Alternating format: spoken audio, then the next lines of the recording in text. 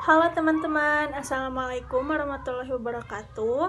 Sebelumnya saya perkenalkan, nama saya adalah Istifaiyah dari D3 Kebidanan, Stikas Dharma Husada Bandung. Di sini saya akan memaparkan materi dari konsep kependudukan dan program keluarga berencana di Indonesia. Yang pertama ada pengertian kependudukan. Lalu yang kedua ada dinamika kependudukan, yang ketiga faktor-faktor demografik yang mempengaruhi pertumbuhan penduduk, dan yang keempat masalah kependudukan di Indonesia. Yang subbahasannya ada jumlah dan penyebaran pertumbuhan kependudukan di Indonesia. Lalu yang pertama bahasannya ada pengertian penduduk. Penduduk adalah sekelompok orang yang tinggal atau menempati suatu wilayah tertentu. Pengertian penduduk tercantum dalam Undang-Undang 1945 Pasal 26 Ayat 2 yang berbunyi, penduduk Indonesia adalah warga negara Indonesia dan warga negara asing yang bertempat tinggal di Indonesia. Lalu pengertian penduduk secara umum adalah semua orang yang berdomisili di wilayah geografis suatu negara selama jangka waktu tertentu serta sudah memenuhi syarat-syarat yang telah ditentukan oleh peraturan negara.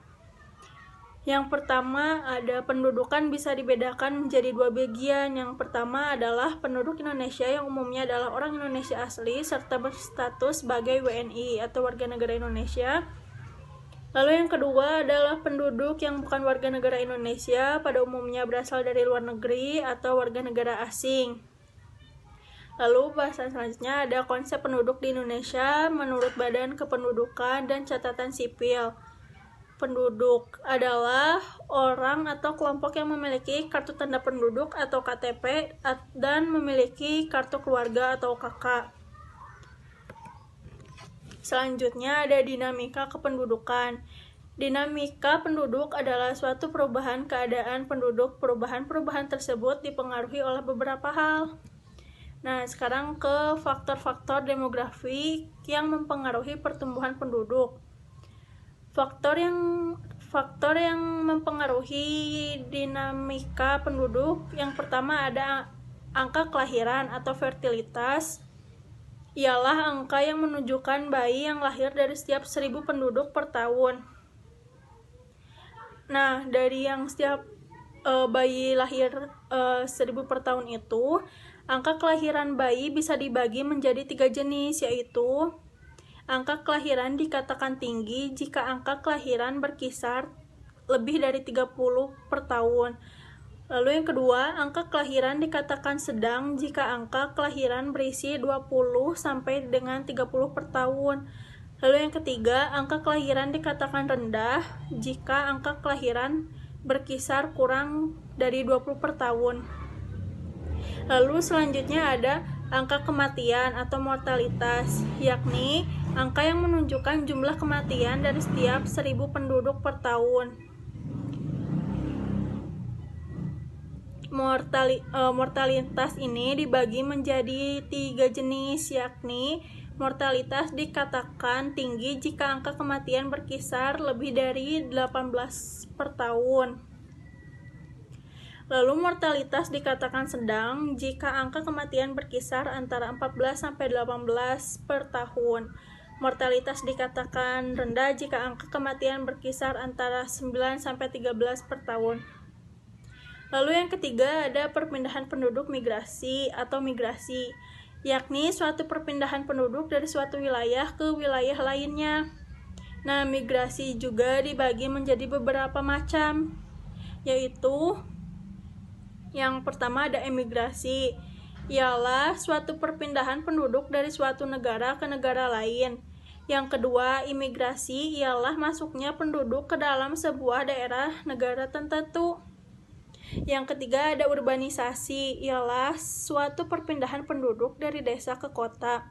Yang keempat ada transmigrasi, ialah suatu perpindahan penduduk antar pulau dalam suatu negara. Yang kelima ada remigrasi, ialah kembalinya suatu penduduk ke negara asal sesudah beberapa lama berada di negara orang lain. Lalu selanjutnya bahasan tentang masalah kependudukan di Indonesia. Dalam buku Hukum Lingkungan dan Ekologi Pembangunan tahun 2004 karya Nomi Horas Tombang-Siahan, perkembangan jumlah penduduk negara-negara di dunia, khususnya negara yang sedang berkembang, selama dasawarsa terakhir ini sangat terasa pesatnya. Nah, Indonesia juga menempati ranking terbesar penduduknya dari semua negara berkembang setelah Cina, India, Amerika Serikat. Masalah kependudukan di negara Indonesia ditandai oleh 3 hal, yakni yang pertama ada jumlah penduduk yang kian meningkat. Nah, dari jumlah penduduk yang kian meningkat ini, jumlah penduduk Indonesia kurang lebih pada tahun 2000-an ada 160 juta jiwa. Lalu hasil sensus pada 1980 berjumlah 147 juta jiwa dengan presentasi pertumbuhan sebesar 2,34% per tahun. Namun berdasarkan sensus penduduk pada tahun 2000, jumlah penduduk Indonesia menjadi 203,4 juta jiwa dengan laju pertumbuhan 1,35% per tahun. Nah, yang kedua ada situasi struktur umur penduduk yang kurang menguntungkan. Jumlah penduduk kebanyakan berumur muda dan itu akan menjadi yang tantangan berat bagi pembangunan. Di Indonesia, menurut sensus penduduk pada 1980, jumlah penduduk yang berumur muda kurang lebih berjumlah 100 juta orang. Tolak ukur yang biasa dipergunakan untuk menentukan umur muda adalah 30 tahun ke bawah, dan jumlah itu sepertinya berusia di bawah 15 tahun. Jumlah anak yang berada di bawah usia 5 tahun sekitar 22 juta orang. Menurut sensus penduduk pada tahun 2000, struktur umur penduduk dikelompokkan dalam 3 kelompok, yakni kelompok umur muda 0-14 tahun 36,6%, kelompok umur produktif 15-64 tahun 59,6%, kelompok umur tua 6,5 tahun atau lebih ada 30,8%. Nah, yang ketiga ada penyebaran penduduk sangat timpang. Di Pulau Jawa, yang hanya 7% dari seluruh luas daratan Indonesia bermukim, kurang lebih ada 120 juta jiwa penduduk. Tingkat kepadatannya sekitar 700 jiwa per kilometer persegi. Nah, dibandingkan Sumatera, Kalimantan, Irian, atau Maluku yang masing-masing hanya 88,20 dan 8 per kilometer perseginya. Nah, salah satu penata laksanaan dari masalah ini yaitu para keluarga di Indonesia bisa melakukan program KB kepada para keluarga di Indonesia, karena itu juga bisa mengurangi angka meningkatnya warga di Indonesia. Nah, sebelumnya saya akan menjelaskan secara singkat program KB itu apa.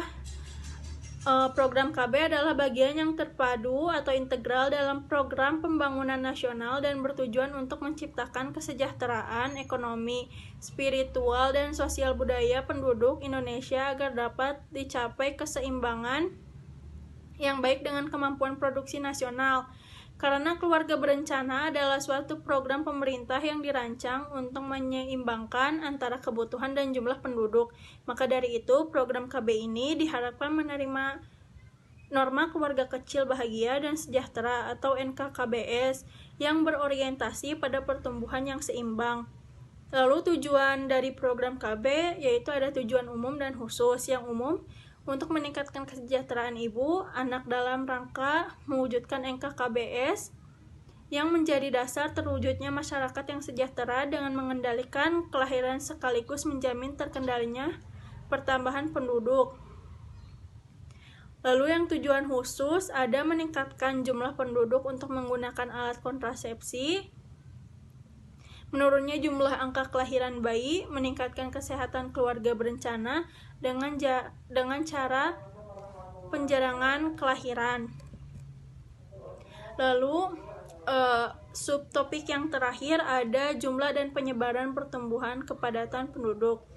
Persebaran penduduk berkaitan dengan tingkat hunian atau kepadatan penduduk yang tidak merata. Sekitar 60% penduduk Indonesia tinggal di Pulau Jawa yang hanya memiliki luas 6,9% dari luas wilayah daratan Indonesia. Kepadatan penduduk biasanya dilihat berdasarkan lahan pertanian yang terbagi menjadi dua, yaitu yang pertama ada kepadatan penduduk agraris, adalah perbandingan antara jumlah penduduk yang bekerja di sektor pertanian dengan luas lahan pertanian. Yang kedua, kepadatan penduduk fisiologis adalah perbandingan antara jumlah penduduk total atau baik yang bekerja sebagai petani atau tidak dengan luas lahan pertanian. Nah, dengan kepadatan penduduk yang tidak merata menimbulkan permasalahan kependudukan dengan penyediaan sarana dan prasarana sosial, kesempatan kerja, keamanan, serta pemerataan pembangunan.